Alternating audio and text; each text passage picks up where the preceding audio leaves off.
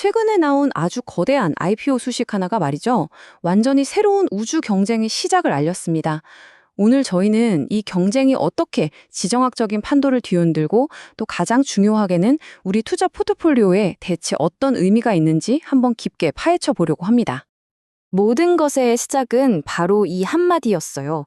일론 머스크가 스페이스X의 상장 시점을 딱 못 박아버린 거죠. 이건 뭐 투자 시장 전체를 흔들어버릴 거대한 폭풍이 온다고 예고한 거나 마찬가지입니다.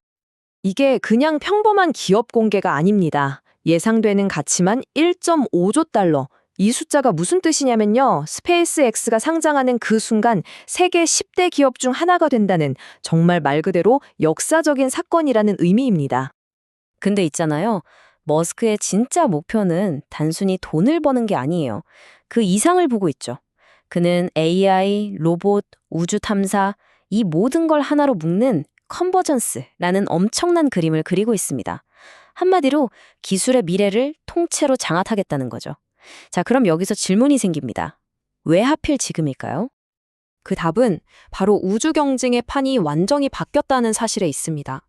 이제는 뭐 누가 더 높이 로켓을 쏘아 올리느냐 이런 싸움이 아니에요.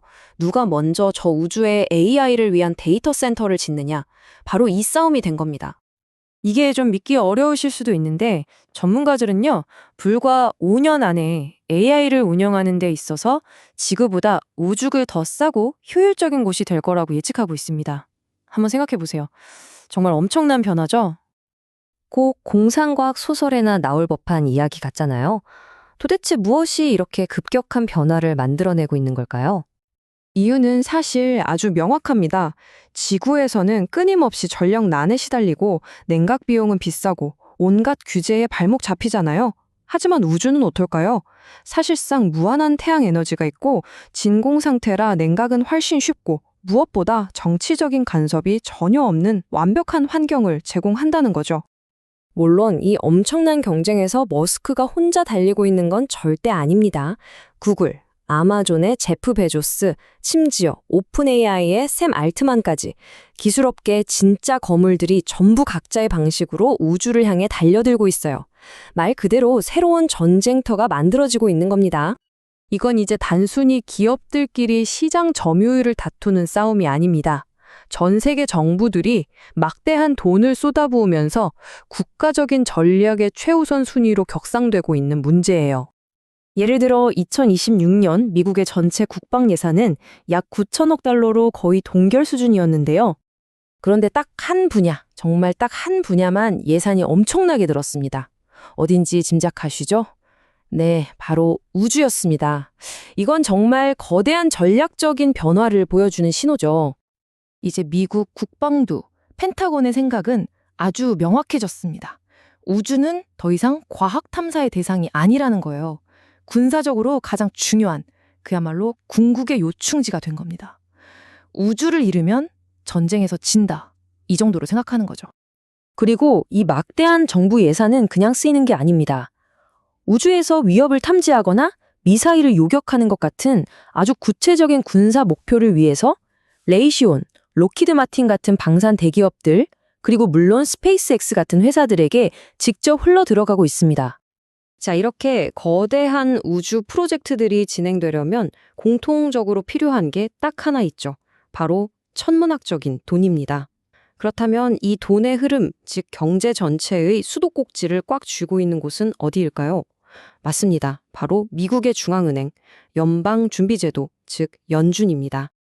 연준 의장 자리에 앉는 사람이라면 누구든 똑같은 아주 결정적인 도전에 직면하게 됩니다. 이건 시장이 반드시 그들에게 강요하게 될 피할 수 없는 시험과도 같아요.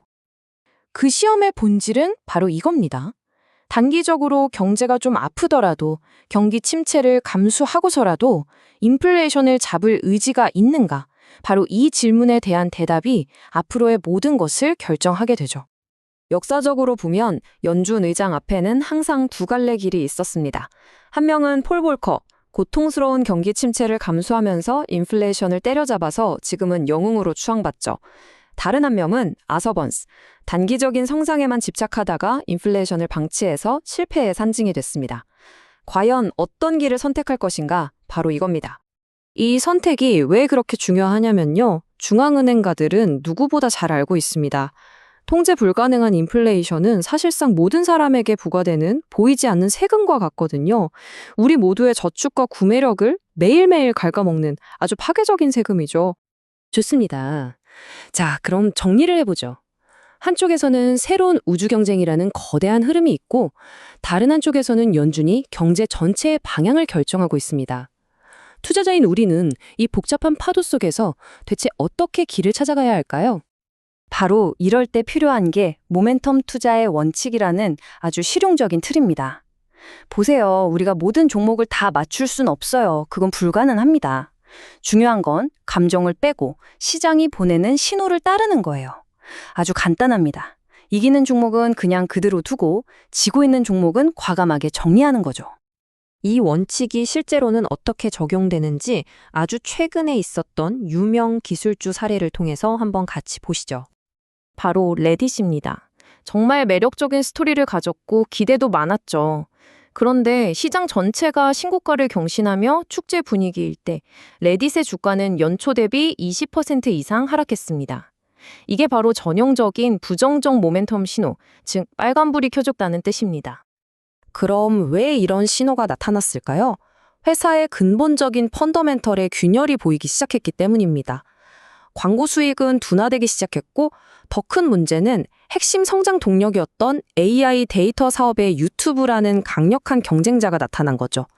바로 이것이 시장의 흐름, 즉 모멘텀이 레딧의 등을 돌린 진짜 이유였습니다.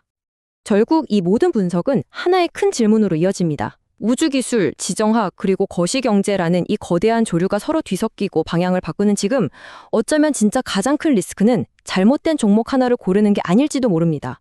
어쩌면 거대한 흐름, 이 시대의 바람이 어디로 부는지 그 방향 자체를 놓치는 것이 가장 큰 리스크가 아닐까요? 성공의 열쇠는 단순히 멋진 배를 찾는 것을 넘어서 그 시대의 바람을 등지고 항해하는 데 있을지도 모릅니다.